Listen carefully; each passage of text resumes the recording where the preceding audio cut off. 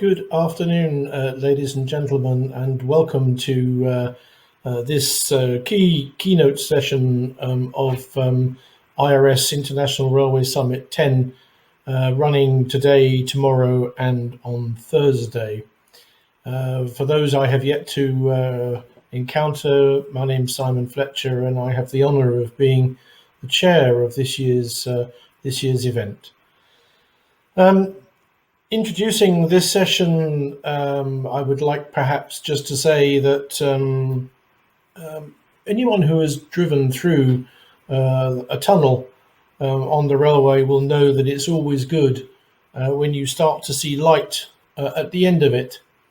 And there are signs with this current health crisis that we have that we are getting towards that speck of light in the far distance. And guiding us through the topic of how we get out of this COVID tunnel as the railway sector, and with the help of a very significant panel of speakers, is Paolo Giulianetti, who is a partner at PricewaterhouseCoopers in Italy. He's been within the railway sector for a long time now. In excess of 20 years, and involved in transport planning and economics and so on and so forth, and more recently directed innovative projects concerning railway digitalization, in particular enhancing network operation and improving customer experience. Paolo, I'm going to hand over the floor to you and wish you well for the next couple of hours. Thanks, Simon, and I think today we have a very interesting topic for our discussion. The title is Predict and Prepare, Strategy to Exit the Long COVID Tunnel, the tunnel that is longer probably than what we expected at the beginning when we started to go through it.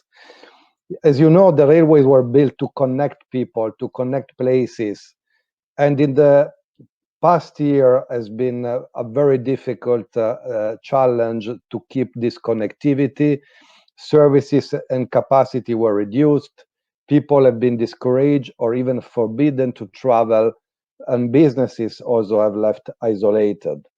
What we can learn from the past year, what changes in traveling behavior we have seen will be permanent. What are the strategies for creating a stronger railway system in the future, relaunching rail connectivity, and rebuild passenger trust in safe traveling in order to help the society to recover and flourish? And how railways and public transport operators shall prepare for this new normal? These are the topics we will discuss with an impressive group of managers and experts from the industry. We have together with us Mr. Gianluigi Castelli, who is the chairman of Italian State Railways, Ferrovie dello Stato, and also the chairman of UIC, the International Union of Railways.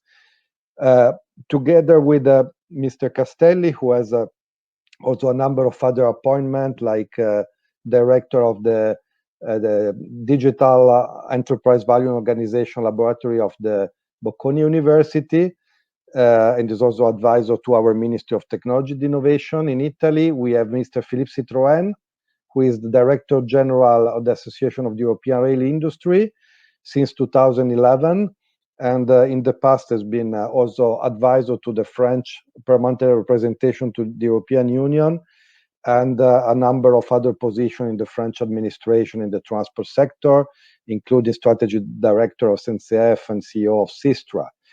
Silvia Roldan from Spain, Madrid Metro, is the CEO, industrial engineer.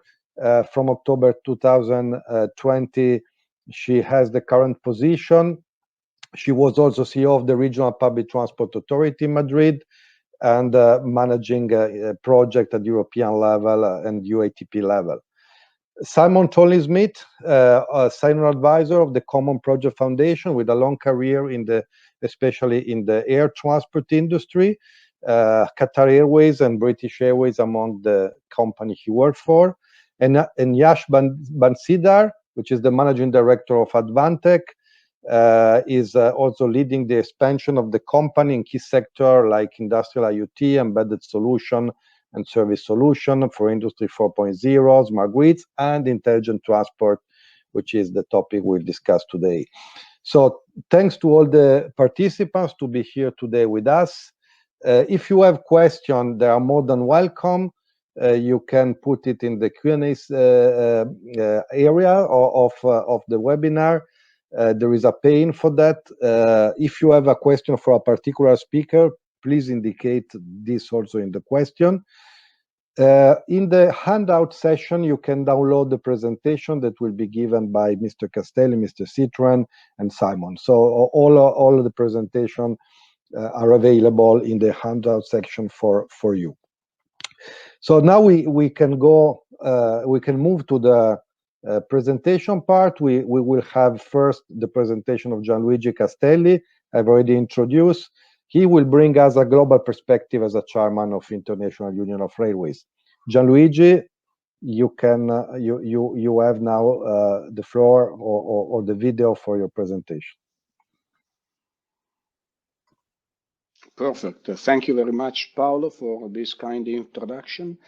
I'd like, first of all, to thank, in my capacity of chairman of the UIC, all the people who are following the 10th International Railway Summit this year, and specifically this panel. I've given a quick look to the list of people that have registered their presence, and I'm very pleased to note that we have colleagues and representatives, not only from the railway industry, but for the mobility industry at large, and from all over the world. And I wish also to thank all who have contributed to the realization of this summit, as it is a valuable moment for sharing experience and act as a cohesive community. Of course, we all miss so much the opportunity to meet in person, to have casual encounters and informal chats with colleagues that we used to see periodically. But that's it. It is important that we are able to run this summit this year anyway. Now, on my first slide, just a second. Why does it move? Okay, thank you. In my first slide, I present a word cloud of the keywords of the many interesting sessions that are scheduled for this summit. This summit, I think, has always been extremely relevant to the industry, to our industry, but this year it is even more important, as in the agenda for the next day, we can find at least one panel about all the fundamental questions about the future of rail transportation. We will receive precious insights from the experts and the authorities that will share their experience and thoughts. Our community really needs opportunity for debating and collaborating, especially when the uncertainty we are experiencing impacts us so heavily as a sector, as professionals, as citizens and members of our organizations and community. Next slide, please. We don't need to spend a lot of time and too many words reminding how serious the impact of COVID-19 has been on the railway sector. But I think a few figures are worth recalling. Recently, the first final data gathered for 2020 do not differ in a positive way from the first dramatic forecasts that the UIC, through the survey conducted by the COVID-19 task force, published at the beginning of the second half of 2020. The high-level summary that you can see in this slide shows a loss of revenues in the range between 66 and 85 billion US dollars, equals to a reduction of 19 to 25% year over year. Looking at passengers' figures, we see that trains traveled almost empty because of decisions made by local authorities and passengers' concerns. The load factor is well below any economic sustainability of the service. Therefore, the financial consequences have been immediate and severe. Freight revenues have been less impacted compared to passenger services. But the economic uncertainty, the reduction of consumptions, and in most countries, the reduction of industrial production too, had a considerable impact globally. Impact have been less significant in Asia, the true factory of the world, where most companies have rapidly resumed production, while many of the region's trading partners remain in a dramatically altered economic situation. With a very uncertain recovery scenario, economic support measures are and will be vital also for the rail operators. Several governments have already provided adequate support to the rail sector in line with the priority given to the competition with other transport modes, mainly in the form of direct financial support, reduction of fiscal burdens, and public guarantees and laws. Next slide, please. I'm very proud to remind UIC timely and great commitment facing the emergency. The health emergency has enhanced the spirit of collaboration and the attitude to exchange ideas and solutions that distinguish all the UIC members' activities. In February 2020, as soon as the proportion of the threat were becoming dramatically clear to our communities, UIC set up a task force to work with its members, experts and rail transport association to share and provide information. The current number of our UIC members participating in the task force is 49 countries and 18 partner associations and international organizations. This would make a huge impact. Mark Gigon, who is the UIC passenger director who is leading the task force, will be co-chairing a number of sessions on Thursday this week, giving you a much deeper insight. Next slide, please. About predicting the future. It is difficult to predict the shape of overall economic recovery. It is likely that already in 2021, there will be some sort of growth in the economies of most countries, albeit with a varying intensity in the various regions of the world and with significant differences between the various sectors. We do not know to what extent the health risk will continue to affect our lives in the coming months and possibly years, depending heavily on the speed of national vaccination plans. Science has worked wonders and has produced in record times, never seen before in history, rapid tests for the detection of the virus, as well as several vaccines that are proving effective against the virus as we know it today. But we are still on the learning curve of the virus behavior. In many scenario analyses, the virus is expected to become endemic, mainly due to the difficulty of producing and distributing vaccines in the necessary volume on a global scale. Secondly, the growing number of mutations that could escape the available tests. Third, the fact, surprisingly enough, a substantial number of people is not responding positively to the possibility of being vaccinated, precluding the achievement of herd immunity. Considering these uncertainties, we must ask ourselves how to make a difference. Next slide, please. We can start from an assumption that COVID-19 has not affected trains that are still safest and cleanest means of transport to solve the fundamental problems of emissions, congestions in Uber centers and in the main road connection, safety of land transport. At this time, it is difficult to forecast the changes in the demand for mobility as a whole, but we have to do everything it takes to quickly recover modal shares, both for passengers and freights. This year, which in Europe is the year of the railways, will be decisive in establishing railways transportation as the backbone of future mobility. In passenger transport, we must continue to strive to effectively guarantee the health safety of travels of our train. We have witnessed a very rapid change of travel habits. Anyone who has been able to afford it has preferred the private vehicle. Congestion in Uber centers has worsened almost everywhere, despite the extensive use of remote working by many companies and the substantial absence of tourists in cities. Train and more in general, other collective and shared mobility solutions have become the last option when other options are not available. Communication is therefore very important. There is no scientific evidence that trains are unsafe places, but we need to do more to explain and share this. Unfortunately, opinion makers and media, but even sometimes governmental authorities, especially at the beginning of the pandemic, advises citizens against using public transport, with serious damage to trust in shared transport and to economy as a whole. Reversing this will take time, a lot of time. Facts and correct information are the only weapons to defeat perceived fear and insecurity. Another key question is how to guarantee door-to-door safety. We need to improve safety even for those parts of the journey that we do not directly control, because they do not take place on our train. Passengers must feel safe all throughout the journey. Travelers will not choose the train if they know that the arrival station is not a healthy place and if the last mile is not as safe as train. Even more than in the past, there is a need to collaborate with the operators of other shared means of transport in a logic of last mile intermodality.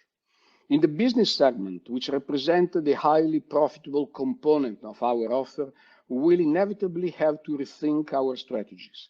The business traveler loves the train for the possibility of working on board and for the short distance of stations from city centers if compared to airports.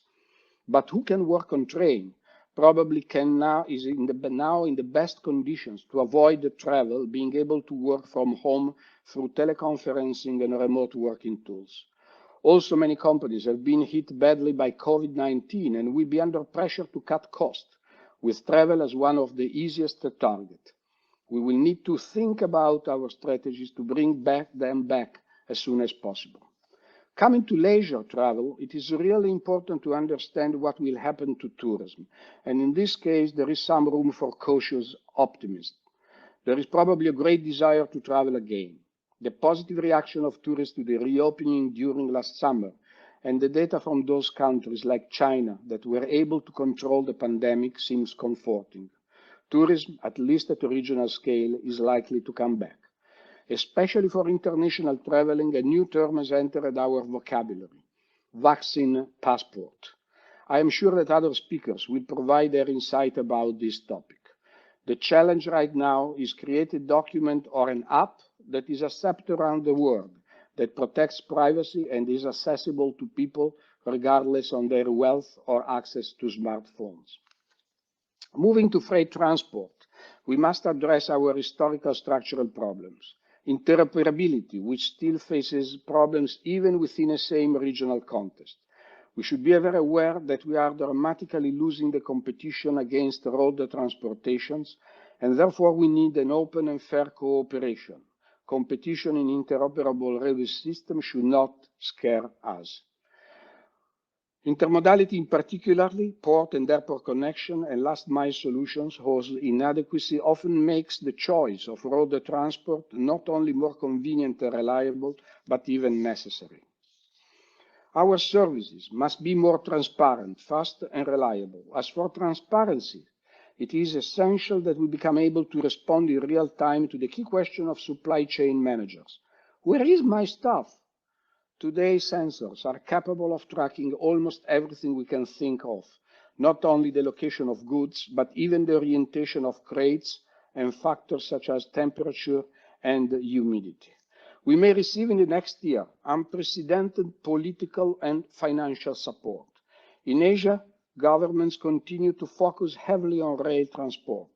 In Europe, we have not only entered the year of railways, but the decision of the European Commission, as well as many governments, finally seems to be heading to the right directions, towards a concrete and strong relaunch of investments in the railway industry, stations, and rolling stocks. And in Africa, we know of many excellent projects, such as the recently launched high-speed connections in Morocco. Coming to a conclusion, totally intentionally provocative. As an industry, we can do much more research and innovation. We need radical innovation that will reduce consistently our efficiency and reliability gap while continue to increase our sustainability, primacy, and deploy quickly our results. Road transport is making extraordinary technical advances. Aviation is also making it towards sustainability, biofuels, more efficient energy, even battery-powered aircraft in the short haul. The railway industry should not overlook new transport technologies such as the Hyperloop connections. We are the leader of sustainability, but we need to do a lot more to become a zero-emission circularly industry ourselves. To achieve this, we need to strengthen cooperation and coordination at an international level. Global organizations such as the UIC are doing a great effort. An occasion like this conference are very important to focus on common goals, share our point of view, and draft common strategies for the future. Cooperation is the buzzword, and it is vital for our future. The COVID-19 has challenged our industry as never before. But if we work tightly together, we can win the challenge of our industry, of our societies, of our countries, and at the very end of our planet. Thank you very much for your kind attention. Thanks a lot, Gianluigi, also for this comprehensive presentation that is like a keynote introduction to all our discussion. Now we will have the second presentation from Mr. Citroen of Unife. We start with the first poll for our audience before starting the presentation. So I ask the organizer if you can show the poll. What of the following EU funding instruments do you consider as the most important facilitator for post-COVID recovery? And the possible answers are the Connecting Europe facility that, as you are familiar of, is CEF2 financing, in particular the TEN-T corridor, the Recovery and Resilience Facility, the one that was put in place especially to recover after this pandemic, the cohesion policy funds, including the European Regional Development Funds and cohesion funds, and finally Horizon Europe, so the one for research that include, among other things, the Rail Joint Undertaking Shift to Rail 2. So you can now provide your answer, and then we will see what the general outcome from this poll. And then Philippe will start.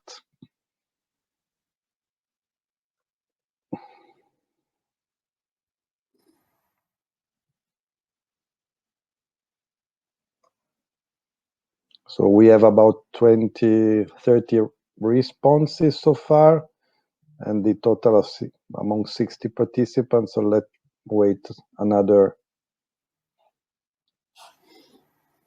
20-30 seconds to complete.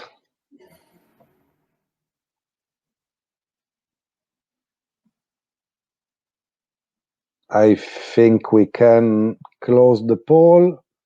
So as you see, Philippe, the majority think the Recovery and Resilience Facility, raising the higher number of expectation, 44% of the panel, at the same level Connecting Europe Facility and cohesion funds, and less expectation from Horizon. I hand over to you, Philippe. Okay, so thank you very much for having invited me. I would like to thank the RITS organizers. And now I would like to show my presentation, the slides of a presentation. I just wanted to say that I've been very impressed by the speech made by Mr. Castelli as the chair of UIC, and it's difficult to say a lot of things after the presentation he made about this situation that we are going through on this COVID-19 pandemic. There are only some kind of positive things. It's true that at the level of Europe, we have 2021 is the year of rail, and Mr. Castelli mentioned it. And we also see, and on my side, I answered to the questionnaire by saying that the recovery plans might be extremely important if we are able to put rail projects in those recovery plans, because that is an issue.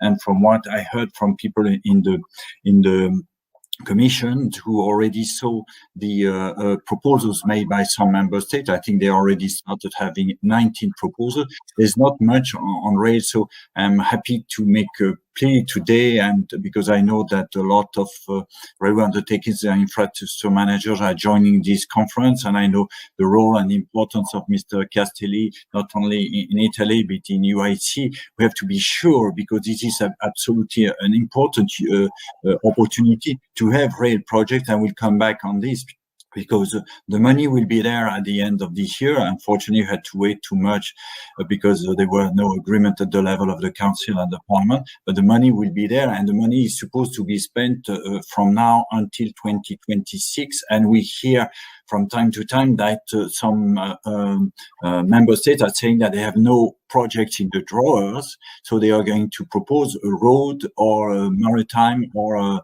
aviation project, which is a catastrophe. So I'll come back on this. So just a few words on this first slide. It's on the UNIFE. We are the Association of Train Builders and rail equipment suppliers. I don't think we have to go into detail, but we have more or less 100 full members, and 1/3 of our members are SMEs, and it's very important to have SMEs, and we'll come back on this. And of course, we have a quite big market share in Europe, 84% of the business, and a market share of 46% of the worldwide rail production. If you go to the next slide, please. If it's possible, you have the list of other UNIFE members. You will recognize companies who are working all over the world, and we can go to the next slide. So we are on our side a strategic industry for European economy, because we have more or less 400,000 jobs in Europe. So other people are working in the rail sector, and we try to be innovative, because even if we want to compete with the other sectors that have been mentioned by Mr. Castelli, who are spending a lot of money on innovation, we must continue to be innovative, and we must, of course, and we know that we have the support of the railway stakeholders in Europe. We have the support because they trust in our products, and we want to remain as world leader and exporter.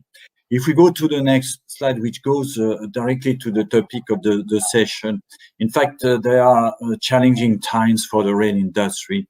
We have been impacted by the disruption of cross-border and domestic supply chains, as well as by the temporary closures of plants, and that was a very tough period for us.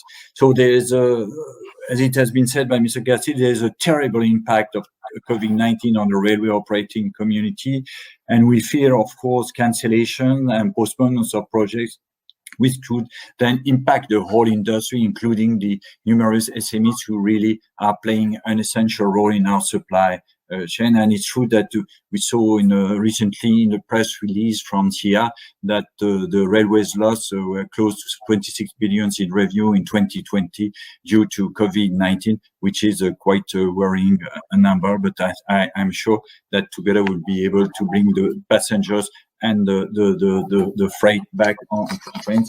And I would like also to thank, because it's linked all what the Americans call the frontline workers, because during the lockdown, I think without the support of train drivers who continued to having their activities all over Europe, we would have been not only for the industry in trouble, but even for all of us, we would have been in big trouble. So if you go to the next slide, I just want to say for us, if we want to safeguard the EU industrial leadership after COVID-19, we have to continue to be innovative in research and innovation.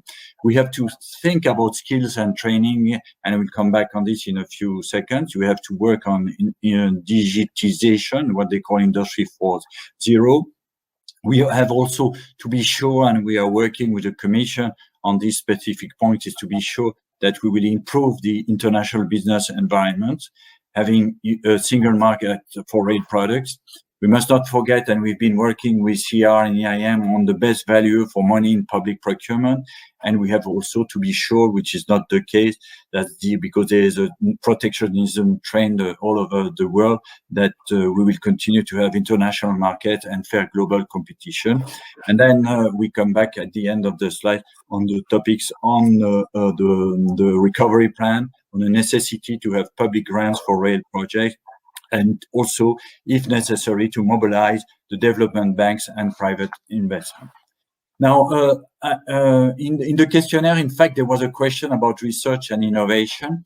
And I just wanted to say that at the level of Brussels, 5 years ago, we had the creation, if you go to the next slide, we had the creation of this joint undertaking called Shift to Rail, where luckily the rail industry, together with the some operators and infrastructure managers, have been able to work together and to create for the first time a big research program of 920 million euros, which showed that we were able to work together, the industry, the operator, the railway undertakings, the university and research center.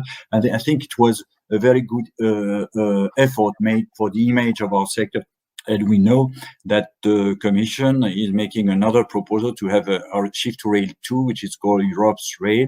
And we also know that there will be a lot of new members coming from the operators and infrastructure managers. So it will be interesting to work on those topics of decarbonization, because you know that Europe wants to be a completely decarbonized area in the world by 2050. So we will have to work on what attractiveness, on life cycle cost savings, on reduction of emissions, reduction of noise. We have batteries, hydrogens, and we have also to work on zero energy waste.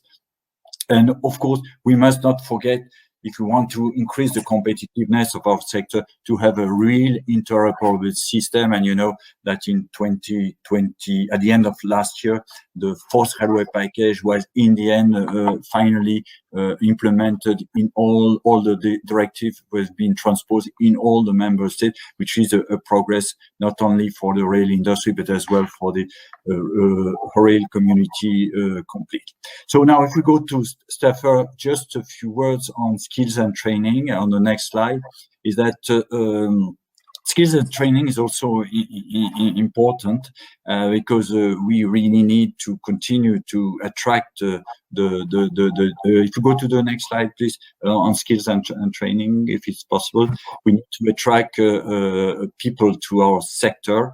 And we also have been very happy to be able to work with the railway undertakings and infrastructure managers together with the rail supply industry.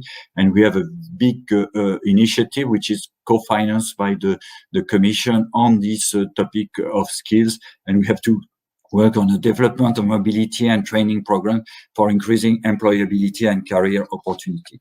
If we go to the next slide, I think, and it has been mentioned by Mr. Cassidy, and this is in a way kind of, if you see in the next slide, a kind of new preparation of next slide, if possible.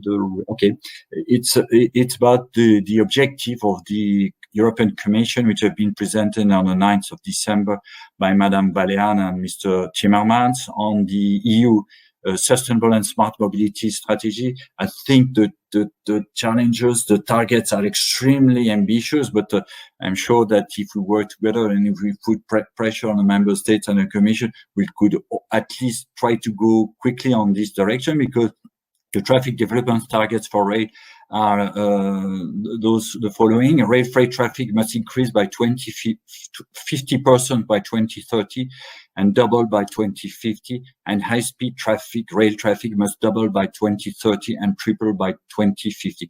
This is extremely challenging, but at least it shows that the Commission wants to put pressure on all the people who are involved in these topics, and to find a way to finance part of the investment which will be made in the next 30 years. And we must not forget that this year we have the COP26. But I would like to finish, but I already mentioned this, that we really need, if we want to decarbonize our economy, to have massive investment effort for rail, to avoid the post-COVID market contraction that would have detrimental effects on the whole supply industry. We have now the tools which will be put in place on the MFF, on the CEF and structural funds to boost investment. And we have also the recovery plan, which are unique opportunity to direct massive investment towards rails and contribute to the EU efforts to achieve climate neutrality, and could have also efforts on the recruitment on jobs, which is also very important.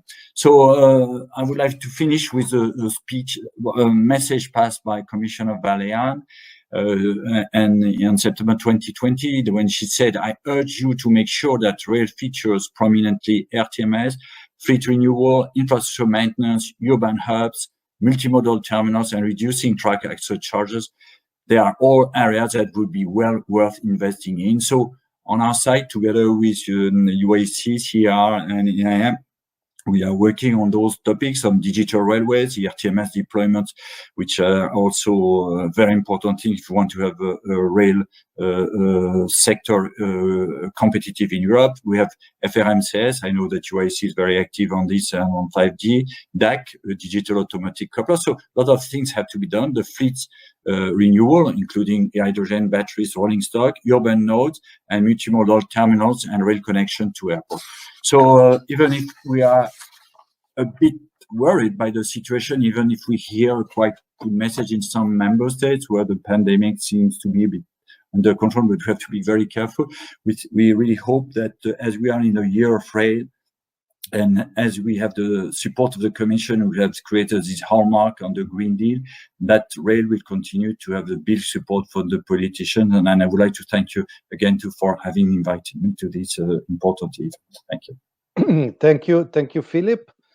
We will now start. I will not take time on my side, but just start a conversation with Mr. Castelli and Mr. Citre on the topic we have seen. And I will start from the last slides from Philip's presentation, asking Mr. Castelli, what are, in your view, the key investments to be implemented, in particular to build such a more efficient and more resilient railway system that both of you have mentioned as a key element for restarting mobility? Gianluigi. Thank you, Paolo. Thank you, Paolo. Before trying to answer to your question, I want to point out another important aspect, which is the availability of new financial instruments that are particularly appreciated by the investors and that have already been used with great success by some railways groups to finance, for example, investment in the rolling stock. This is not so tightly linked to your question, but I think as Philippe Citroën was talking about the Green Deal, I think this is a complementary consideration. Annual green bonds issues have grown fivefold in 5 years, from about 100 billion to $500 billion expected in 2021. About important projects, what we should do. Of course, also because of my background, I'm strongly convinced that we should push digitalization very heavily, and particularly all that would make Europe, at least Europe, a sort of domestic market for all the European railway operators. And to achieve this, it is of paramount importance to have fully interoperable networks, and the FCRMS system is crucial to achieve this, so that Italian train can go to France, Germany, Spain, and vice versa. This would really make the ideal of a common Europe that has a free transportation of people and goods become really true. Okay, so. Also, there are the infrastructures that have already been planned and are under the corridors, that have been planned by the European Commission and are of extreme importance to connect north, south, east, west, the European country, but not only, because the terminal points on the west, on the east, for example, become the connection with initiatives that Asian countries are bringing forward, particularly China, to is the transportation of goods and freights across from China to Europe and vice versa. And then if I look at the recovery plan, a lot of money has been allocated to many countries, Italy being the one who's got the biggest amount of money of more than 200 billion euros, which is a lot of money that we as a country should really spend in the best possible way in the interest of citizens and future, developing future services and infrastructure. But more recently, Cecile Gauer, who's the commissioner who's in charge for the overall spending of 750 billion euros at the European level, has run some workshops to understand how to improve international projects and therefore allocating a significant part of the recovery plan money, not just for local countries, for specific countries, but really expanding and improving the connections between the European countries. I'm not aware of all the other initiatives that might happen in Asia, where some countries are so big to be almost a region by themselves, and with such an incredible capability to invest in infrastructure in a very fast way. So unfortunately, I can't elaborate on this, and I just focused on what is happening here and what I consider important. Thank you, Gianluigi. Philippe, Gianluigi mentioned the areas of investment that was pretty in line with the one you mentioned, and also the availability of funds of key elements. I think we need also a strong European railway industry to effectively implement such investments. Mm-hmm. What is your view on that? What you expect also from European Union, since there is a new EU industrial policy coming from Commissioner Breton? Do you think that will be important development in this direction to make a stronger and more resilient railway industry? Just Paolo, I would like to continue by what Mr. Castelli said on the fact that, of course, if we take, for example, ERTMS, it's the most important tool if you want to have an interoperable system. But from what we see in Europe, you have the good and the bad pupils, those who are on the front line and those who have been invested. And I know that Italy has been doing a lot of investment. But if you want to one day to have a really interoperable system where you don't spend hours at the border, or you have people with different signaling system, you really need to invest on RTMS, and this is absolutely essential. And FRSS will be also very essential. Going back to the industrial policy, it is true that we together now we are waiting for the revised version of the industrial policy of Mr. Breton. But you know that Mr. Breton has, who is for those who are not from Europe, is the industry commissioner, and he has created in his it's one of his ideas on what he called the ecosystem. So he has more or less identified 14 ecosystems, and this is one on mobility, where we are in a way supposed in the future to work or to have some kind of cooperation with the automotive and the maritime sector. We still don't know exactly what he will put in this, but he thinks that those ecosystems must have a global view and not, as we see it always in Europe, a kind of silo approach. So that's on his side what he is doing, and I think it's a very good idea. The other thing is that if we want to have a stronger European industry, we must be sure that we can have some level playing field. And today, as I've mentioned, the protectionism trend that we see in a lot of countries in the world, and especially in Asia, this is a real issue, because they can come to Europe and they invest and buy companies. And on our side, we cannot go to them. And so that is absolutely essential. But things are progressing, and the new commission has been pushing quite a lot of new tools, which could be quite useful to create this level playing thing. But that is also absolutely essential. And the last thing is, if we want to continue to have a leadership, is to invest in research and innovation, and it's part of the DNA of our members to invest. But when you see the amount of investment and percentage that in the using in China, and you compare it to what's happening in Europe, there's still a big difference. But we have to continue to invest in rail. Thanks, Philippe. On this point of innovation, I would like to ask Gianluigi, putting together a couple of questions we got from the audience. How use research and innovation to support the need of bringing passenger back on trains after the COVID? What kind of innovation can be used to encourage passenger?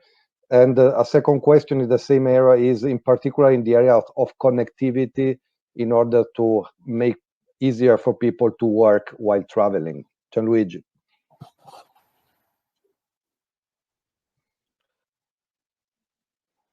Yes, Paolo, thank you. First of all, of course, we should make a huge effort in communicating and demonstrating and proving at the scientific level that trains are safe from the health standpoint.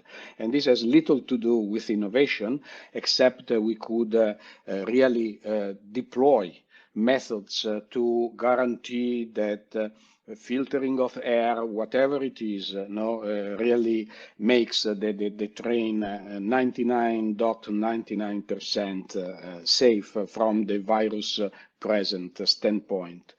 But then I think that what I said during my presentation is the key point. Railways cannot be thought again as something which is independent and not strictly connected with the other transportation means. And I mean public and shared transportation means. So we should for sure develop applications that would enable there are some, but still they have a little acceptance by their customers, because probably they not keep the promise of bringing a passenger from address A in a city to address B in another city without knowing anything about the destination point, for example. Therefore, bringing together all the public transportation, local transportation, car sharing, all this stuff. And again, if we have an app like this, we really implement multimodal transportation means where the train could be the backbone. Okay. Of course, we have to develop further the infrastructures. There are countries who have a very well developed high-speed network, countries who have a less developed high-speed network. And in the case of Italy, for example, we have we go partially from east to west, from west to east, but not to our extreme eastern border. And everybody thinks to Italy to something narrow and long, but in the north is also quite large, horizontally speaking. As we have the mountains that split the long part of Italy into halves, okay, we are currently serving only the Tyrrhenian part, but not the Adriatic part. And therefore, we should invest in this. As an example, I think that many countries who might have a different geography also might have different situations, but we have to push further on the I believe on the infrastructure to enable high-speed train. But more than this, we really have to make a fully integrated multimodal system, which is as safe in terms of health as the train is today. And we have to communicate this in a very, very, very effective way. Thanks a lot, Gianluigi. I close now the interview session, but I have other questions that will be shared with the panelists afterwards. Gianluigi, I know that you will have to leave now, so thanks a lot for your contribution. And we move on now on the next presentation. The next presentation will be Thank for. Bye.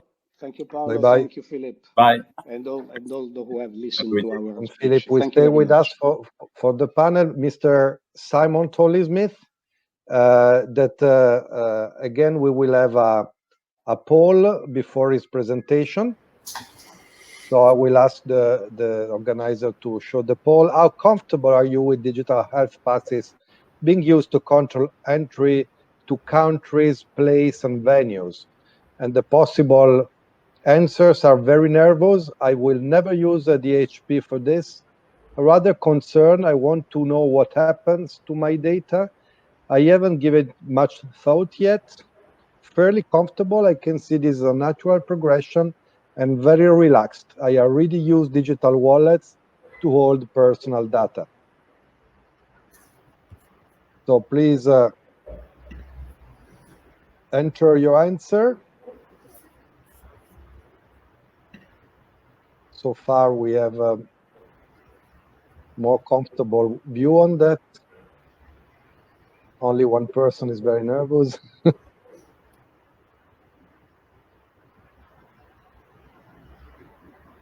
Let's wait another 20 seconds.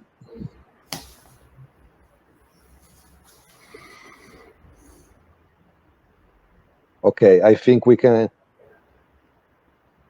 close the poll now with 41 answers, and the majority is either fairly comfortable or very relaxed, respectively 49 and 12%, but there is still a, let's say, 40% overall that is concerned or having thought too much or even very nervous. So I think, Simon, the best introduction for your presentation now, because we will explain about the Commons project that exactly deal with this topic. And over to you. Thank you, Paolo. And firstly, I'd like to thank you and the organizers of the conference for inviting me here onto this panel. It's really a great honor to be speaking amongst such luminaries of the rail and infrastructure industry. I feel very honored to be here today. And thank you to my two previous predecessors for their such informative remarks, and also mentioning the topic that I'm really going to be talking about today, which is how can we prove that it's safe for people to travel? How can people demonstrate their health status whilst preserving their own privacy and confidence in travel as we come out of the pandemic? I think first I'd like to start by talking about the Commons Project Foundation and introducing to you the Commons Project.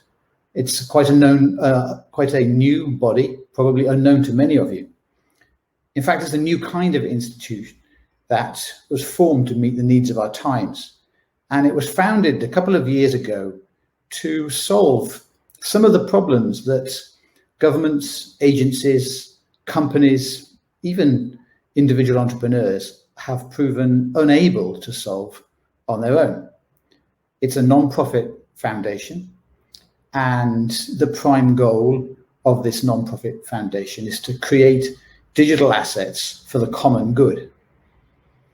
We have started with health information. Really, it's our heritage. Most of the founders of the Commons Project come from the health industry, and we believe strongly in empowering people, in giving people access to their own data, giving them control of their data, and in doing so, fulfilling our mission, which is to unlock the full potential of technology and data to improve people's lives.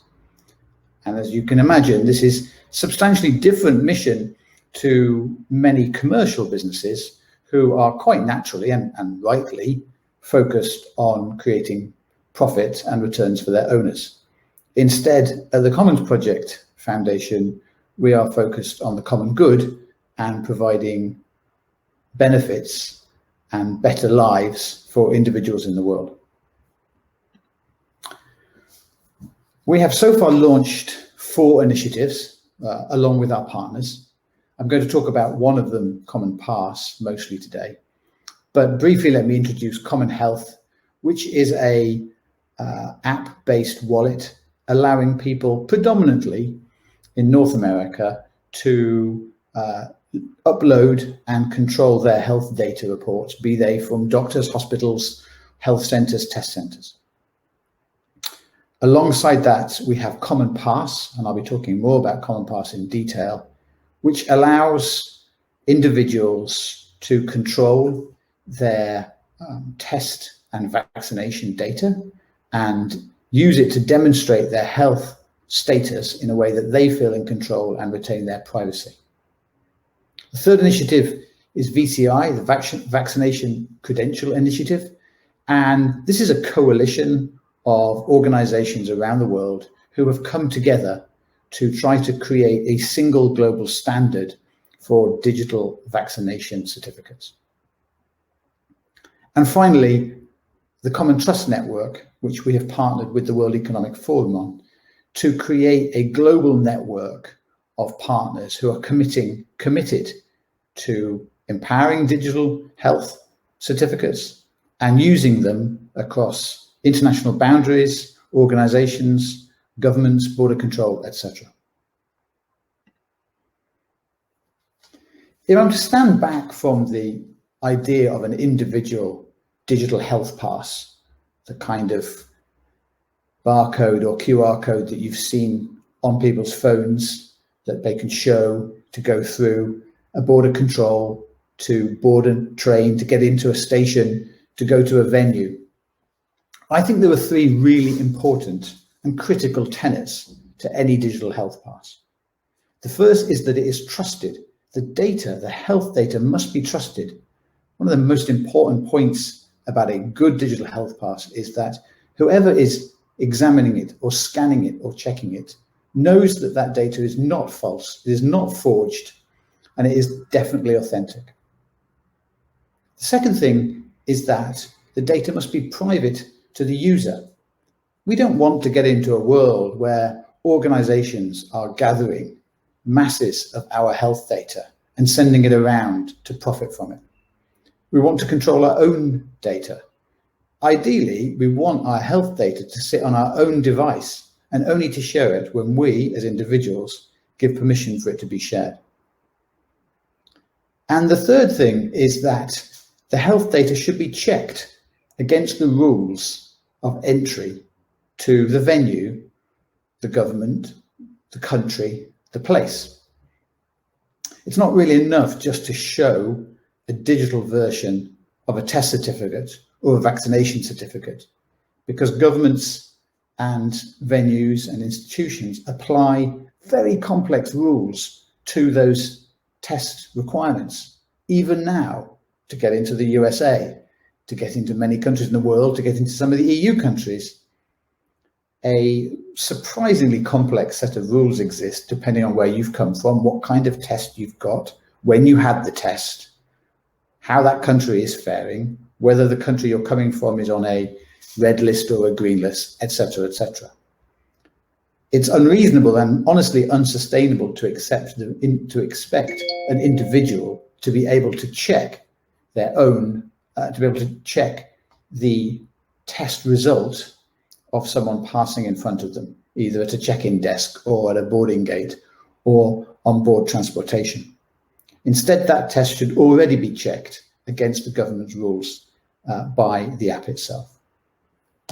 So, with these three critical tenets in mind, we created Common Pass.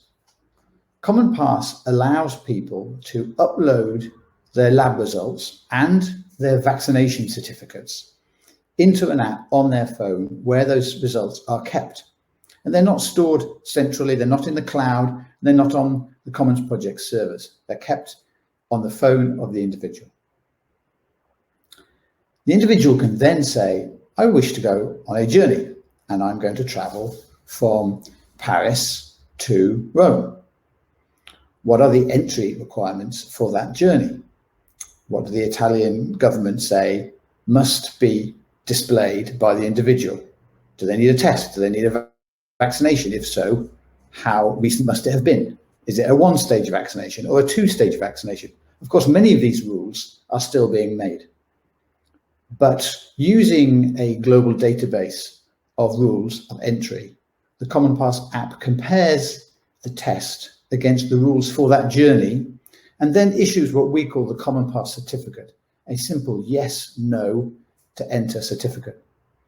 That certificate is digitally signed so that it is proven to be authentic and secure and can't be imitated or replicated.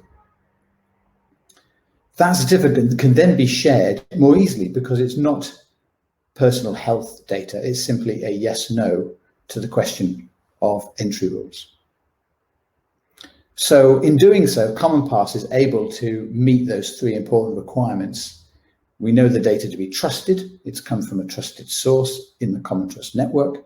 We know that it's private because the health data is kept on the phone and not shared. And we know that it's being checked against the rules of the government or the venue or the place.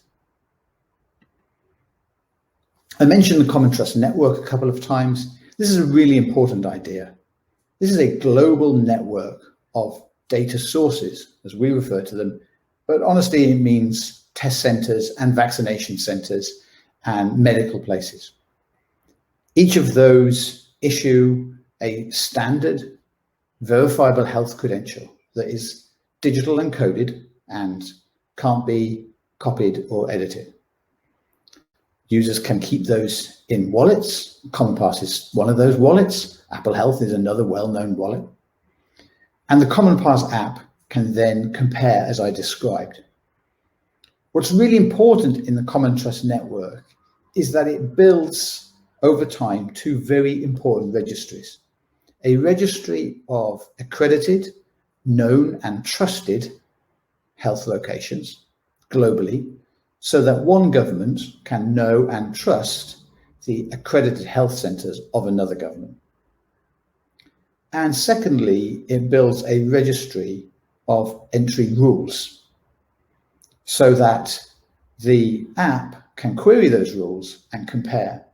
And importantly, those organizations that sign up and become part of the Common Trust Network, and some of those organizations may be national governments, and some of those organizations may be sports leagues or entertainment venues or airlines or train operators, etc., etc.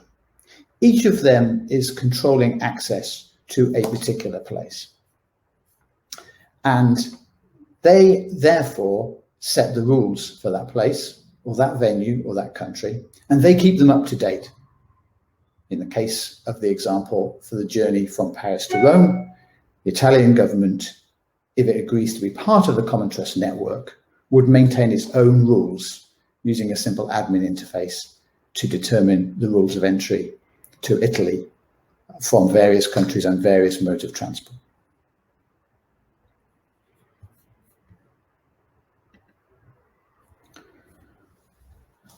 This is a global initiative. We're creating a substantial platform of organizations who are part of the Common Trust Network, major health partners, major technology partners, and travel partners, as you can see. I hope that people in the audience here will be interested in this. I hope that you will be willing to partner with us and join in this coalition, this global effort to get people traveling again. And if you're not able to join, I hope that you will at least be able to spread the word. Thank you very much. Hi, Simon. Thank you for your presentation. Very clear. I think a lot of elements to be discussed. There are also some questions on your topic. So I think we can move straight on the panel, and all speakers and presenters will be part of. So I will ask Sylvia, Philippe, and Yash also to answer and to be active in the answer, to put their camera on. So I will start from the two speakers that haven't, the two presenters that have not been involved yet in the conversation, and then I will come back on the other ones. Sylvia, you represent here in the panel the public transport sector. It was mentioned already how it's important to develop a seamless mobility end-to-end involving urban mobility. From your perspective, what have been the lesson learned during this year, in the pandemic, and how important it is to create this single experience for customer when we will have to bring them back on public transports and trains. Okay, well, thank you very much for everyone, for everybody, for inviting me to participate in very interesting session. Okay, as you know, I work in Metro de Madrid, and during the last year, when the COVID crisis began, Madrid one of the hardest hit area of Spain. We suffer the pandemic. We are involved now in the third wave, as you know. Well, during all the last year, we are making and we prepare different measures in order to prevent the spread of the virus. I only to resume in only 1 or 2 minutes what we do, what we did, okay. And then I want to speak for us what is our principal challenge for the future. Okay. So since 11th of March, when the COVID outbreak was declared a global pandemic by WHO, Madrid has been one of the hardest hit areas in Spain, like I said. The government of Spain, our government, declared the state of alarm on 14th of March, and ever since the company was at the complete disposal of the health authorities, adapting the service to this exceptional situation to provide an essential public service with the best safety conditions for passengers and for employees, in compliance with the measures adopted by authorities. Metro de Madrid has played a key role in restraining the pandemic spread and have guaranteed a large share of mobility for critical sector workers. We didn't stop. So all things considered in the current scenario of public health emergency, we implemented the contingency plan from the beginning, based on the following premise: guaranteeing service under adequate safety and sanitary conditions for passengers and for employees. The contingency plan brought together the following measures, many of which are still in force. I only resume the principal lines of our contingency plan, okay, contingency plan. But for example, we are adapting of the offer following the instruction of authorities. We provision masks to all the staff members. We cleaning and sanitation step up. We put the automatic train door, but not hold our rolling stock, because only the 60% of our train it's possible to put the automatic close. We close 44 holes and 138 entrance. We are advancing the closing time to 12 p.m. We've been vinyl signage on floors marking the social distance, and we update our official app to showing the customer the closest station and the coming train's time. This is very important because our app is very important for our customer. And for us is really important to update this app during the last year. So we put communication campaigns, both internal and external, to raise awareness of potential measures and use of public transport when necessary. Okay. Then, as far as the escalation is concerned, and we got in the new normal. This is the name that our government said to the post-lockdown time, new normal. Metro de Madrid adopts a proactive stance with a view to emerge from the crisis in the least harmful way. Implementing measures enable us to provide transport service under the best safety conditions. We analyze every possible post-lockdown scenario to be able to take immediate measures as well as in short, medium, and in long term. Okay, and for example, we have implemented the following measures: with promotion of mandatory use of face masks for passengers. This is mandatory in our country from 4th of May. We keep cleaning and disinfection requirements. We went back to the usual schedule and progressive reopening of access and halls. We put more vinyl signage on floor, train seats, corridor, platform to ensure social distance.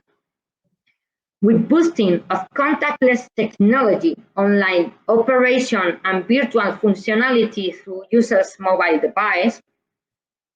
We modify our customer service centers in compliance with the new standard of international distance, and we prepare a special plan to make the test for our 7,000 employees. Okay, this pandemic obviously affects to everything. For our demand, we have a very suffer in the demands during the 2 weeks of more strictly lockdown. Our demand dropped to 90% less if compared to the same day the last year, the year before. So obviously our demand was affected, and obviously we have a serious problem with our budget, because our revenues and our incomes was full, and we've got a serious problem with our budget. So now we are thinking what we are going to do for the next year, for the 2021 and 2022. We are planning all our strategy inside the company. But one of the topics that I want to talk, because for Metro is very important, is now what can we do to regain the user trust? Okay, because certainly public transport has suffered some stigmatization because of the COVID crisis. We must bear in mind that the pandemic is still on, and therefore it's normal that there is still some concern among the population. The future of the pandemic is still rather uncertain. So the next stage of public transport and the rest of the economic sector will depend on the future of vaccines and the capacity of societies to achieve rapid immunization. Faced with this uncertain future, there are a number of keys to regain user trust in the use of transport.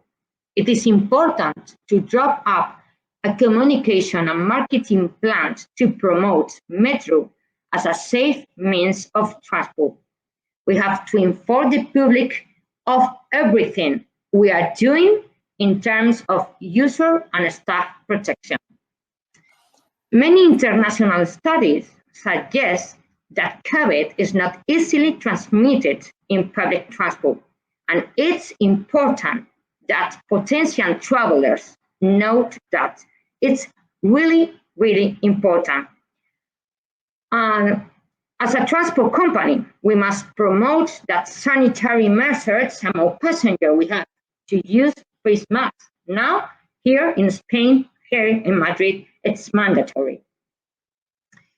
Besides, globally speaking, we must stick to intermodality to get flexibility transport system enabling users to combine different transport to move as effectively as possible. As I have already pointed out, we must keep on counting of management of passenger flows through big data of setting up definitely contactless payment. In NASO, we have two parts of the digitalization. When a crisis hit us, the only way for people to be confident is to give them information, real information. information. We have to tell our user everything we were doing in terms of crisis management. Furthermore, we have offered information about the service in real time through our app and our social media, from the time of the arrival of the next train, of the level of capacity on train and station. This is one of the principal topics in which we have to work, because it's very important to inform our customer about the density and the crowds and the capacity of our trains, and in real time. So it's very important to work in the investment to achieve the projects that can solve that problem. Okay. So real-time passenger information is vital in this stage to help us to choosing effectively safe on their trip. Silvia, I think I will ask you more later, but this topic you just touched, I think, is very relevant for our discussion. Okay, thank you. And I would like to ask Josh from Advantech to briefly introduce his company and share with us what the technology can do to exactly meet this need that Silvia has just highlighted and other speakers before. So monitoring the passenger movements, have real-time data about that, and then flow it also to the customer. Okay. Okay, Paolo, thank you for your question and introduction.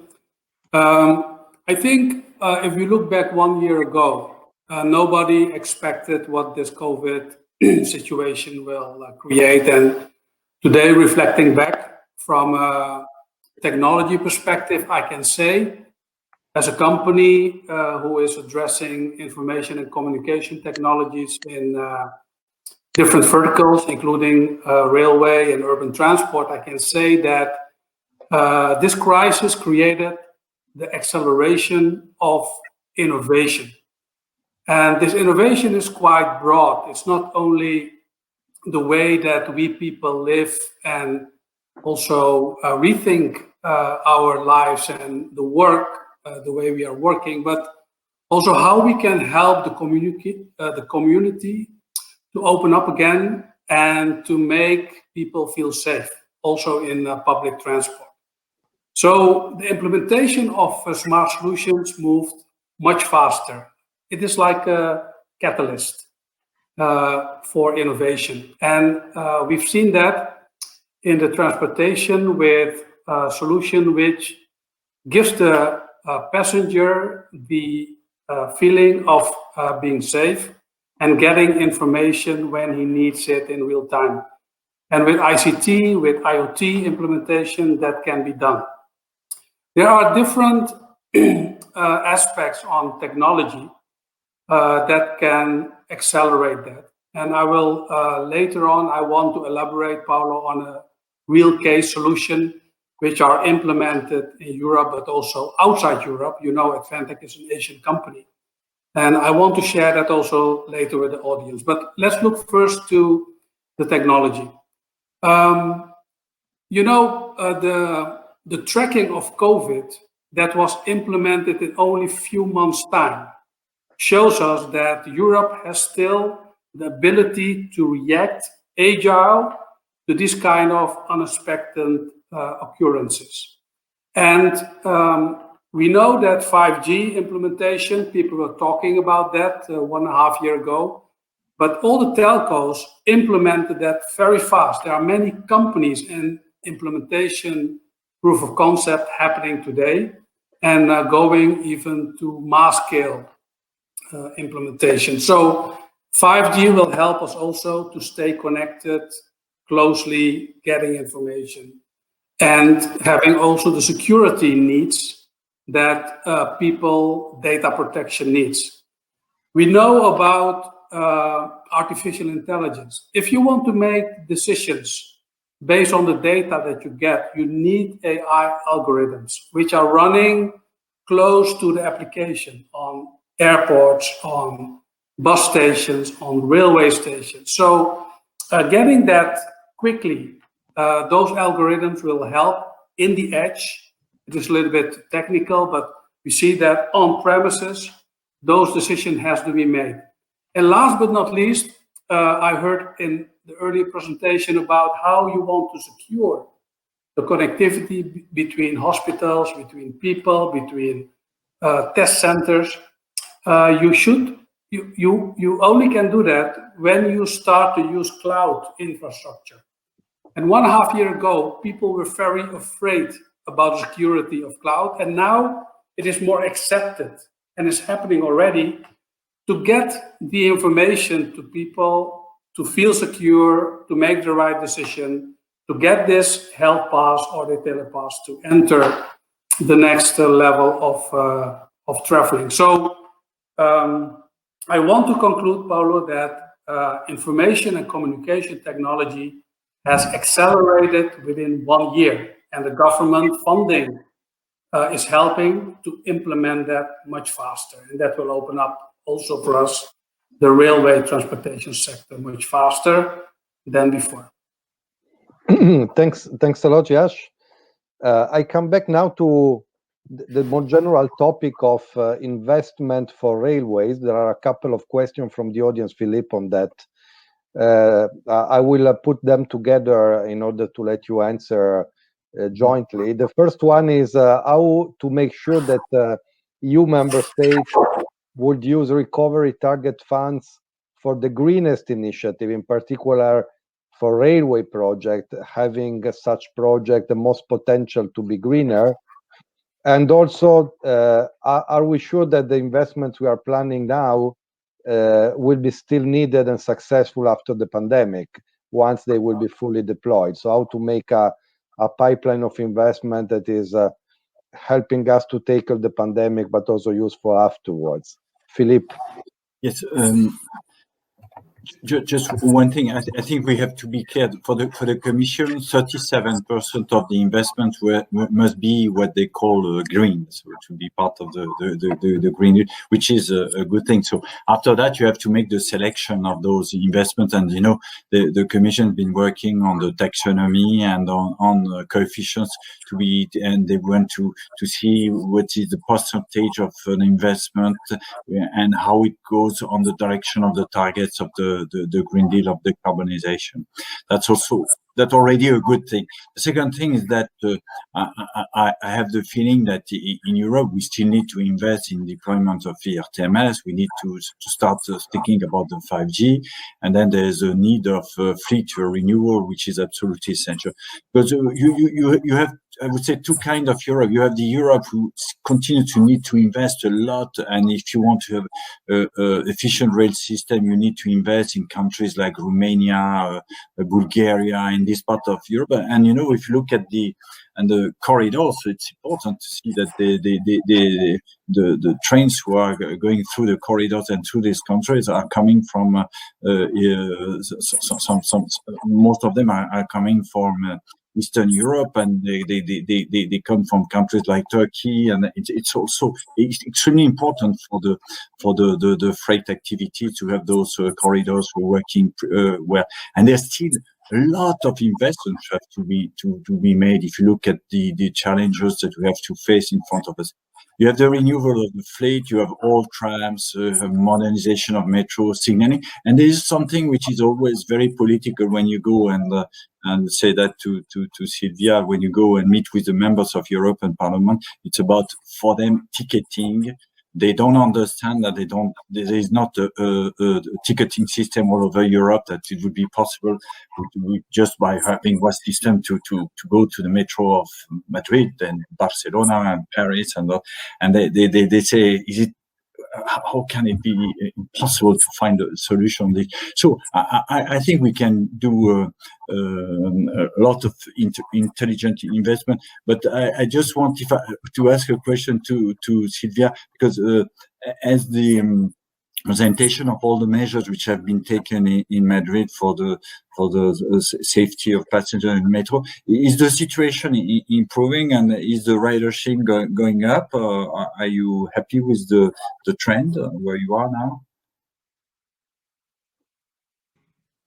Well, I want to explain one of the projects that we put during the last year that we are really proud, because I think that only Metro of Milan has more or less the same project to control the and to manage the not the pro, but the density in the station and the density in the train. So I only 1 minute to explain. Okay. So as I say, the main or the principal things for us is to manage the station capacity. Okay, so we have implemented a capacity control plan based of a number of technological solutions based on a big data and our measurement and simulation system that is called Bison. I don't know if you know what Bison is. It's it's the app that we use to control or to make the schedule of the train. So this is a technological solution that helps to compare the modeling of the entrance flow at the station with the real flow in the network in order to react using the exact system and the passenger information system, and limiting the number of people who enter, and thus guarantee the occupation limits at trains and at the station. And as I said, we put this system the last May. I cannot remember exactly if I put on April or May, and it was possible to make, and it was possible because we made a lot of work with the big data. Okay, so I think that is the first step. Is the first project, and we have to improve, and we have to work. We have to work in the next project because we have to check exactly the density in real time and not to work with mathematical model. Okay, so it's one of the principal projects. As you know, for example, I wanted to say that for Metro in Madrid, we present 300 million, more or less, of projects to obtain the incomes from the union. So we hope that we are bet for technology and we bet for digitalization. Thank you. I come back now to Simon. Simon, this idea of vaccine passport, how confident about the acceptation from the general public? Have you already surveyed the public to understand how a part of today's polls, let's say, how do they feel about that? And then after your answer, I will ask also to the other panelists whether they see this applicable to the railway and public transport. But first, I let you to elaborate on public acceptance. Yes, thanks, Paolo. Well, I mean, as you rightly said, we did have a bit of a straw poll today, and actually people did seem to be fairly comfortable with the idea. And I think that comes from a lot of talk in the media about some sort of health pass around vaccination and testing. Remember, in a world of vaccination, testing won't go away because there are still concerns that vaccinated people can carry the virus and infect non-vaccinated people. So in that world, I think people are getting used to the idea that governments and organizations may set some rules that say, look, if you want to come to this place, you need to be able to demonstrate either you're vaccinated or you have a negative test. Having said that, all of this is happening against a backdrop of a sort of moment in time in which I think people around the world are more nervous about data being stored about them, their personal data, from the big tech companies than they've ever been before. And the hysteria around anti-vaccination is stronger than it has ever been before. And so the combination of data and vaccine in the same sentence makes people get nervous. So I think there is a kind of irrational fear, and a very understandable irrational fear that people have over those things. but I actually suspect that people will get used to it fairly quickly. Now, I don't necessarily think that it will always be an absolute requirement. I think in many cases, particularly non-governmental cases, commercial venues, for example, take people attending a football game or a large concert, or people attending a business conference. It may be that organizers resort to a fast track approach where if you are able to prove your vaccination stage digitally, that you can get faster access, shorter queues, easier onboarding into the venue than if you haven't. And maybe we'll use that sort of technique of, look, it's going to be better for you if you just carry this vaccination proof than if you don't. I think that kind of carrot, as opposed to the rule-based stick, is a sensible way forward. Simon, you mentioned several airlines. Have you been in touch with the rail operator as well? Not so much, actually. And I would say we would be delighted to be in touch with rail operators. When we started out, there was so much focus in the world on getting people to be able to travel from one country to another by air, that our main focus was with airlines and airports. And as you know, of course, the government rules of entry to a country by air tend to be a bit stricter, not always, but tend to be. And so that's where we've initially spent our resource and time. We would be very happy to be talking to rail operators, to stations, to intermediaries about this. And, well, I would welcome that contact from all of those people who are listening today. Silvia, do you imagine the possibility to implement the local public transport as well?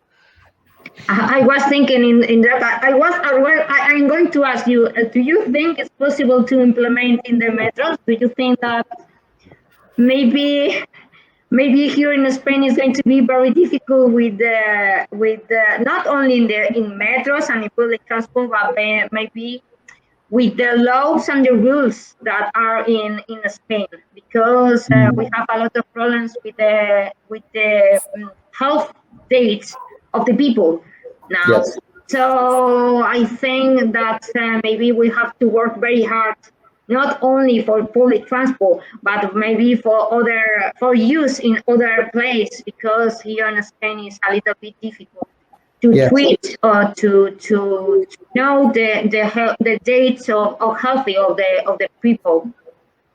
Yeah, I agree with you, Sylvia. And look, for complete transparency, I should say that I also live in Spain, and I'm a big traveler on the metro, although you're going to be cross with me when I tell you that I'm living in Barcelona, and so I'm a big traveler on the Barcelona metro. But as soon as I can come to metro, I'll visit. Come to Madrid, I shall be a traveler on the Madrid metro. I think you're right. Look, I think in these instances where you've got big crowds, very, very short transaction times of entry, then adding a new barrier to entry has got to be a very difficult thing to do. And we probably don't need it right now. I think the big questions for people are where you have groups that are not normally mixing that become mixed. So where you have international groups seems to attract more government attention for having these rules of checking. And so within a city, a metro, I can't imagine many governments enforcing a vaccination rule for metro, but so far the last year, maybe Singapore, unimaginable things. Thank you, Simon. Josh, we have discussed this vaccine passport. At the end of the day, is another use of technology, to more effectively handle a key problem we have now in ensuring that traveling is safe. You mentioned that you would like to share other experiences or example of how technology can help. Yeah, I think the initiative of testing and vaccination and then proving it is a very important way to keep people, let's say, feeling safe again. And I think many governments have those initiatives now, and the people should be sure that their data is safe. I think if you look to the future, this situation will happen probably more often. So I think it's a learning curve for us, and these initiatives are very valuable towards the future. But if I look to the situation today, we have a big installed base, brownfield, of automated passenger traveling and the rail tracks around it measuring, let's say, all the travel, and also the challenges that many operators have. Because if we want to go to a digital or a digitalized approach, we need to cope with the installed base. We cannot just change everything for new. And what we've seen is that there's a lot of proprietary technologies in the rail industry because, of course, many years of innovation and building things together. So the first challenge for the transport operator is how to bring all those different information systems together to be able to do something with that big data and run algorithms on it to get scenarios for decisions. You have Wi-Fi systems, you have passenger information system, you have infotainment sometimes or not. And those are all from different implementation, different suppliers, often very closed. So how to make that open? So that is the first challenge that needs to be solved. And during the pandemic, you saw that many innovative companies were able to build algorithms to do something with the data. But before to do that, you need to get that data into a central management system. So together with one of our co-creation partners, Passenger, we implemented such solutions outside Europe and also in Europe to show very quickly to railway operators the proof of concept so that they can decide how quick the return on investment can happen. The good thing about IoT and this solutions is the installation time is quite fast and the operator can see quite quick if it will justify a rollout. So the return on investment is important. The second is for the passenger itself, us traveling from one place to the other. We have the journey itself. We have the pre-travel, the travel itself, and we have a post-travel. So how can you get the passenger as a railway operator, how you can get touch points with them, digital touch points. So you need to get also the information from, let's say, buying tickets, or if you have Wi-Fi on board, or if you want to get post-travel the passenger again on board, giving him special offers. You need to have those information available somehow. So with a centralized approach with cloud infrastructure and IoT solutions, showing very quickly how this application can look like, because the challenge I think also for the railway is we can have a nice story, a nice PowerPoints and data sheets, but show me quickly so that I can try and make a decision in a few months, so that I can open up faster than it was before. I think that innovation is already available today and quickly to be deployed. And that is what I would suggest as one of the initiatives, technology with proof of concepts to accelerate the passengers coming back and go wherever they want to go. Thanks, Yash. I think this is an important topic. Railways is a system that exists since a lot of decades.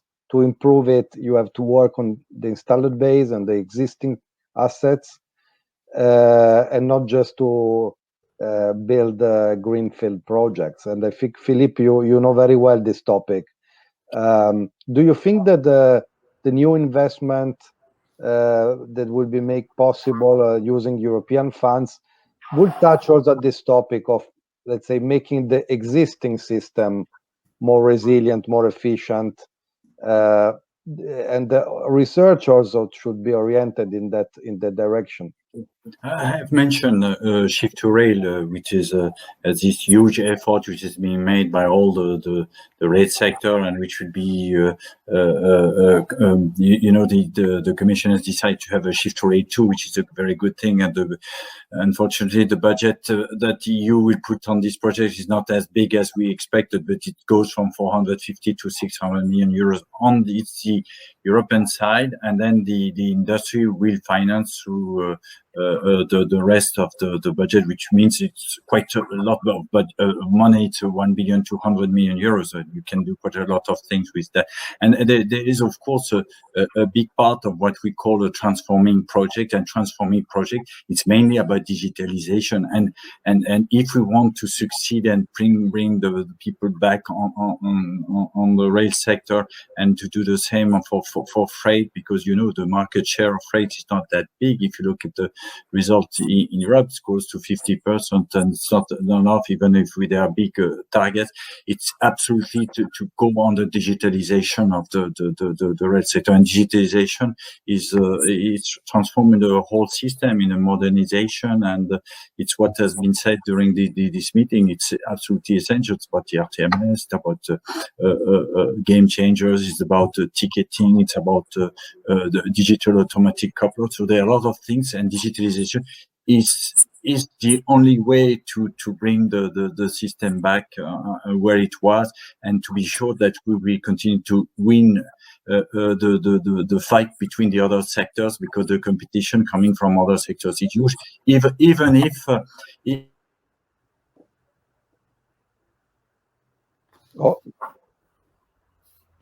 interrupted. So we will. I hope to recover, Philippe, later. I would like to use the last 15 minutes in our conversation to touch another topic which is quite relevant.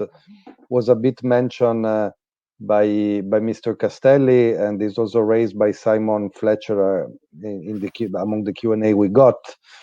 By the way, I would like also to thank the other participants that put question, Gediminas Sechkos and Rodrigo Patrese on investment, and Catherine Caroe and Andrea Colella on innovation. So about the topic raised by Simon is we are now moving in a new normal, as Silvia mentioned. We call it the same way in most countries, and we know that there will be different traveling behavior. There will be less regular commuting. Probably most of people will go to the office just 2 or 3 days per week. There will be less business traveling on same day traveling on cities just for one meeting or things like that. So this will change the business model for railway and public transport. There will be probably the importance of peak hour, hopefully, will be less relevant. People could travel in any time of the day, but at the same time, when traveling, they would like to have the possibility to work, the possibility to use their time effectively, as they will do at home. So they not to spend time waiting, not to spend time being checked, but maybe just showing a vaccine passport, but also in general to have a more comfortable traveling experience. So I will start again with Silvia. Are you preparing? We are discussing our predict and prepare. Are you preparing to this new normal in that respect, from the perspective of the traveling behavior? Yeah, it is a very, very important topic, because obviously the mobility has been modified. Developments of this mobility change remain to be seen, and are they here to stay or not? Apparently, some mobility changes might be reversible. There has been a change in the modal distribution of transport modes. In these months, we have seen that more people prefer to use private vehicles than public transport. We expect a reduction of private car use in the short, medium term, depending on the evolution of the pandemic. But public transport will be back at the center of mobility. and we will have more sustainable and green cities again. However, we think that the commuting and mobility will steadily reduce. The generalization of teleworking, the increase in online education, changing leisure, and even the rise of electronic shopping will reduce part of the mobility in large cities. And we are watching a change in people's decision about the place they want to live. This change is still to be consolidated, but there is a tendency in citizens to abandon big cities and go to rural areas. So public transport systems should pay attention to this change to be able to adapt ourselves quickly. Digitalization and territorial cohesion are the tools for adapting to these new mobility habits. So everything is changing, and we have to work all together to know or to prepare to the future. Maybe the mobility is going to change. Thank you, Silvia. Philip, you were finishing and then you were cut. I don't know what happened, but it happens sometimes. I was just finishing on the fact that digitalization is absolutely essential. And I think in Shift to Rail 2, a big part will be on digitalization, because this is absolutely essential if we want to bring the passengers and to continue to grow the freight market share in the next future. And still, they have a lot of things that have to be done. Do you expect from your member being asked to develop even new, let's say, new type of layout of the trains and metro train set, like having a different internal layout, making more space for working tables, more oriented to a different use of time when traveling?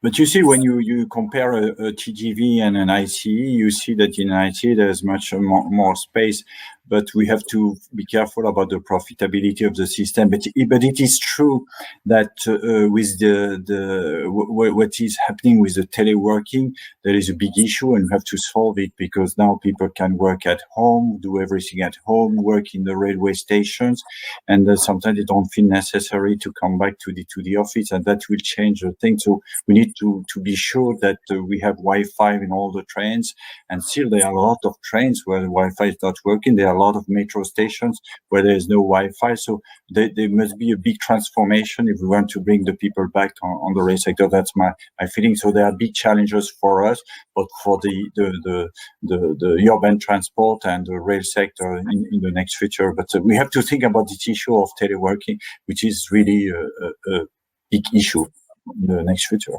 because you see that a lot of companies can, for example, in Belgium, the rules on teleworking are extremely strict in comparison with other countries. You really need to, if you go to the office, you need to have a certificate, and they can control. You can have some control, not by the police, but by people from the social ministry, who can check the reason for why you are in the office. So that's really very serious. It's not the case in other countries, but it can be very serious. Simon, do you think your project can extend to such cases, not just to check the health or the vaccination status, but also the fact that you are entitled to travel? Because the fact, if I don't know, I am the boss of one team and I'm vaccinated, I can travel, I go to the office, but then my team member will tend to also travel because I'm there, even if they are not vaccinated. No, so can you think an extension of your ideas or your concept, not just to check the health status, but also other right for traveling? I mean, potentially, yes. I've got to tell you, it's not on our vision or roadmap at the moment. There are other technologies that govern things like permissioning to travel within business travel management, for example, and other databases that govern things like entry rules, visa entry rules to countries. So I don't think we'd want to repeat that. I think, actually, to be quite honest with you, Paolo, we've kind of got our hands full just dealing with vaccines and tests right now. We're a fairly small organization. We're only 70 people. A year ago, we were only 8 people. It's a lot to keep up with. Yeah, I guess so. Just any idea in that respect, what we were just discussing? You know, let me look now from a perspective of the business. We are running the European organization since 1 year remotely. It doesn't have to be necessary from home. It can be everywhere, and that is what the technology is bringing today. That's great. We see also that the youngsters, they act different into their working environment. They are faster, quicker to get things done.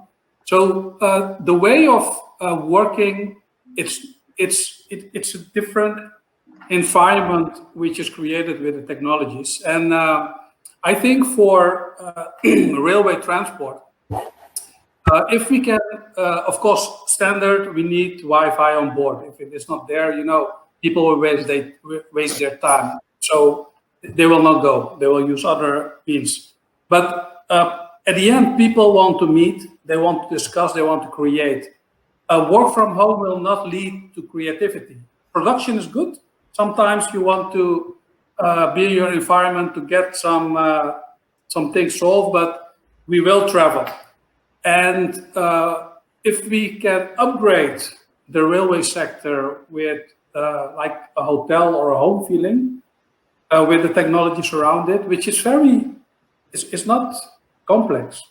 It's already there. I think we can open up and create new business models for the railway sector too, and also compete against the heavily pollution of air flights. And once you can create let's say a hotel on wheels, I can travel to my customers the evening before and arrive in the morning in Barcelona to have a meeting, and in the evening go back and keep on working. I think we need to change the way that, and the youngsters will do it for us. I'm confident. Philippe, do you think this idea of night trains that is emerging in Europe is one of the, let's say, the elements that can help in relaunching railway mobility after COVID, also replacing short distance air transport? Well, I think there's politically speaking, there is a lot of interest on this issue of night trains, and it's true that a lot of night trains have been closed in the past 10 years. It was a bit of a pity. Of course, it can have a role, and a lot of people are happy to take the train instead of freight because of this issue of carbon footprint, but it can be only on a small percentage, but it can be useful. And people, for example, the night trains going from Vienna to Brussels seems to work quite well. It's interesting because you also have to think about what kind of service you are going to offer in those night trains, because it's linked to what we said on teleworking, making sure that you have a Wi-Fi, that you can have some services important. I think it is a good way to help and to give another image of rail, especially in this period where the young people are, and all of us are thinking about climate change, but it will not change everything. I think the ideas of the Commission on pushing this high-speed train project is certainly essential, because you cannot imagine how things have been changing in all our countries like Spain, Italy, France, and Germany. Once we decided to invest in high-speed rail, we have the change of the geography, the change of the economy. The only thing is that we have to be sure and to cross the finger that nothing will happen for the Eurostar, because, as you say, Eurostar is really going through an extremely difficult period, and the connection between London and France, Belgium, and Netherlands are absolutely essential. So I hope personally that the French and the British government will find a solution, because Eurostar is absolutely essential in the northern part of Europe. But investing in night train is a very good idea. Investing in high-speed train is also a very good thing, but you need a lot of money for high speed. what we see the success in Spain, it shows how things have been changing in the geography of Spain, and of course the necessary connections with Portugal and with France, where things are going a bit slowly. Paulo, I want to make a question for Jas and for Philippe. Is possible? Yes, of course. Okay, one question very important for us here in Metro de Madrid is that now with the restriction, with the COVID crisis, we are involved in the third wave, and we have a strictly restriction about the density in our trains, okay? Now we work here with 3 persons each meter, each square, and okay, so the question is, in the future, do you think that maybe our customer is going to ask that this is the exactly density that we need to be to transport? Okay, maybe we are it is not going to be possible to recover the density that we used in the past. What do you think about that? It's a very difficult question. It's true to understand, because it's true that if things become again, I would call it a bit normal, then you will have at peak hours with the trains, we have to be quite full. So how can you manage things and have this flow of passengers and waiting for? Of course, you need to have more trains, which is a good thing for the rail supply industry. But after that, we start to enjoying having space around us. So I don't think people will accept easily to go back with the image we typically see from the metro in Tokyo, with people squeeze inside the cars and traveling such a way all along the journey. Yash, what do you think? Yeah, I don't think it's feasible to have very open spaces. The operators need to make money. People just need to make sure that when they enter in a cabin, everything is safe there. Technology can help that. There's telepass can help that, and health passes. I mean, it's not far away. Technology is possible. It's just a governmental decision and to implement. And to be honest, this is one pandemic which reset all our lives, to rethink the way that we took things for granted. I think digitalization, the technology around, good initiative like Simon is explaining. And I live in the Netherlands, and today I read again that people get COVID fatigue. It will be impossible to keep this up. We just need to make sure that if infection happened, we are safe, and we need to protect the weak people. And technology is there to make it happen. Thank you. Any final thoughts from the other speaker? No, I think we are coming to the end of our meeting. I think it was very interesting and interactive. I'm not required to make a formal conclusion, but I think that we understand that predict and prepare is not that easy, but a lot have been learned from the past year. I would say brain and money is available to do that. So the sector is ready to be more resilient and prepare for the future. And I think other discussion during this summit will bring additional elements on that. On my side, I would like to thank all the participants: Sylvia Roldan, Philippe Citroën, Simon Charlie-Smith, Yash Bansidar, of course, Simon Fletcher, who made the introduction, and Mr. Castelli, that was with us in the first hour. And also thanks to the organizer for putting together such a very interesting group of panelists. Simon, I will hand over to you for closing the meeting. Thank you very much indeed, Paulo, and again echo your thanks to everybody for their input. Yes, so very interesting, and indeed with COVID-19, of course, being on the tip of everybody's tongue at the moment, as a talking point, very interesting insight. Thank you very much indeed.